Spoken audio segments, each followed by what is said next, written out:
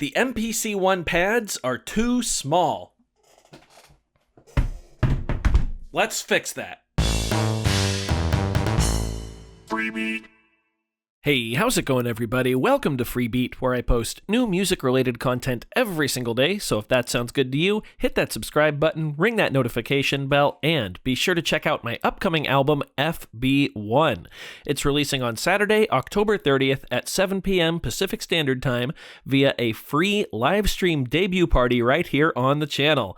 Hope to see you there. Let's get started. Okay, so the pads on the MPC One are not actually too small, but I just really wanted to have an excuse to try this little test here. So this is, of course, my Akai MPC One, and this is my Roland SPD-SX. This is a sampler and sample player made by Roland specifically for drummers to be used alongside like an acoustic or electric drum kit to fire samples off with these 9 different pads and 4 external trigger inputs. So you may have already guessed, but today I want to try and use the SPD-SX to trigger the sounds on the MPC One and maybe do some finger drumming. These pads on the Roland were not designed for finger drumming, but I think I can get the sensitivity high enough that it'll allow me to do it. So let's go ahead and power both devices on here. And I've only got audio coming out of the MPC One, and that's because I'm not going to use any of the internal sounds of the Roland. I'm just going to use this as a trigger device, basically. So all we're going to need is this 5-pin Midi cable here. Let's go ahead and plug that in. All right, so we're going Midi out of the Roland SPD-SX into the Midi in of the Akai MPC One. I'm going to go ahead and dial up an expansion. My favorite pro studio drummer kit here from mpcsamples.com.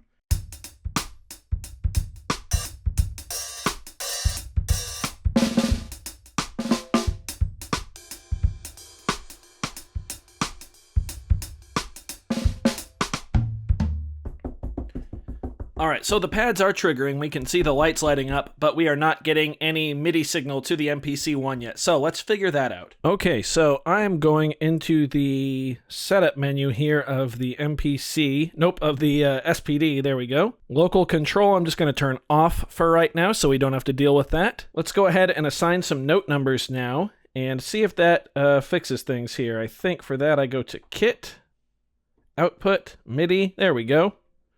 Oh, you can actually set the channel per pad. That's cool. I'm just going to cycle through my MIDI note numbers now here on this first pad and see if anything triggers on the MPC.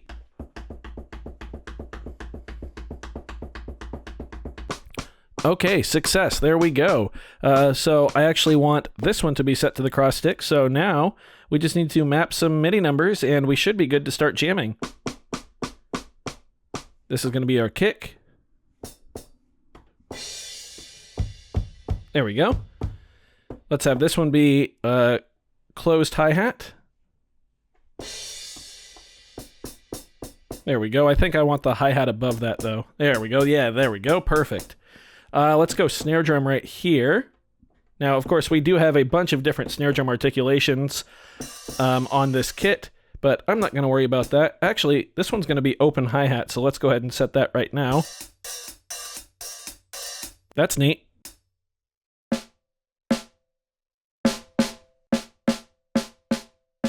There's our snare drum. Right here, I'm going to put this one, that little rough sound.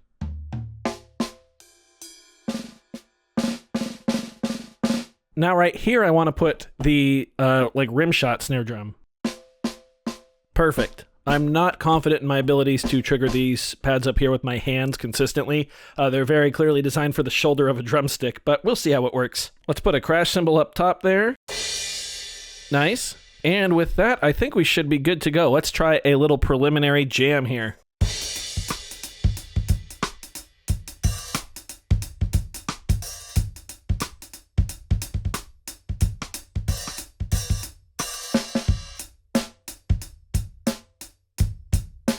Those top ones are hard to get to.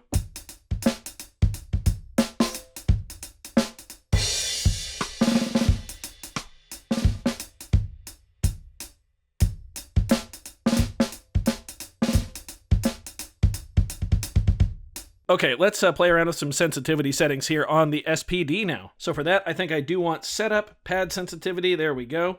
Let's go ahead and set it to 16 at the max, and let's go threshold to 0. Aha, turns out you have to set the pads individually. So I'm going to skip through this editing real quick. I'm basically going to max the sensitivity on all of these real quick here.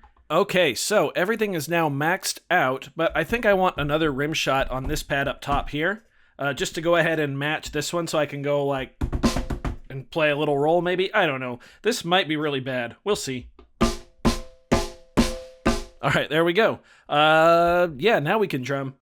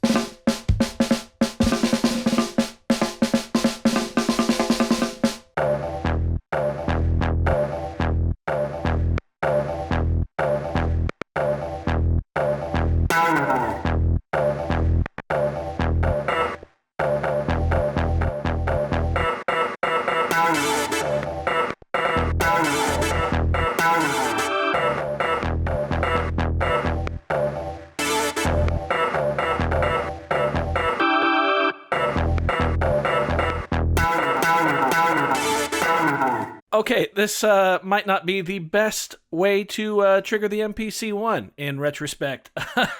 I think the SPD was mainly built for sticks, and that's okay. However, there are some drum multipads out there, like the Yamaha DTX Multi-12 and actually the Roland Hand Sonic, and I believe the Nord 3P as well, that actually respond to fingers. They have finger drum settings.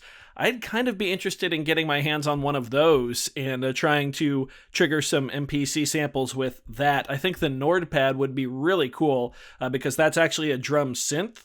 That would actually fit the channel pretty well, and we could probably do some cool layering between samples and the onboard Nord sounds.